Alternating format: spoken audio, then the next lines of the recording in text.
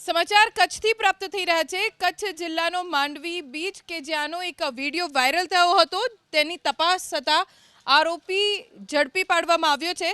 Mandvi beach પર two wheeler ઊભી રાખી એક શખ્સ બૂમો પાડીને વિદેશી દારૂ વેચી રહ્યો હતો। સોશિયલ મીડિયા પર થોડા દિવસથી આ વિડીયો વાયરલ થઈ રહ્યો હતો, તેમ છતાં માંડવી પોલીસ આરોપી સુધી ન પહોંચી શકી। અંતે પશ્ચિમ કચ્છ એલસીબીએ આરોપીને ઝડપી લીધો। આરોપી મોનિશ ઉદાસી માંડવીના ધવલનગર વિસ્તારમાં રહે છે। પૂછપરછ દરમિયાન તેણે કબૂલ્યું કે મિત્રો સાથે બીચ પર દારૂ પીવા ગયો હતો। એ સમયે મિત્ર કમલસિંહ જાડેજાએ આ વિડીયો બનાવ્યો।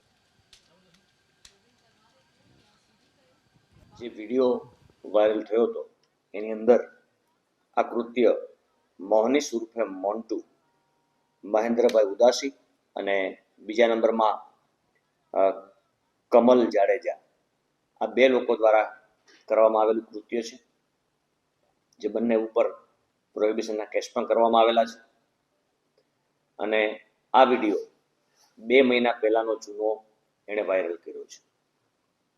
આખા સમગ્ર ઘટનાની અંદર આ બંને વ્યક્તિઓ ત્યાં દારૂ વેચવાની સતત પેરવીમાં હતા, પરંતુ પોલીસનું સતત પેટ્રોલિંગ અને સતત ત્યાંની જે કાર્યશીલતા છે એના અનુસંધાને એ લોકો દારૂ વેચી શકતા નહોતા।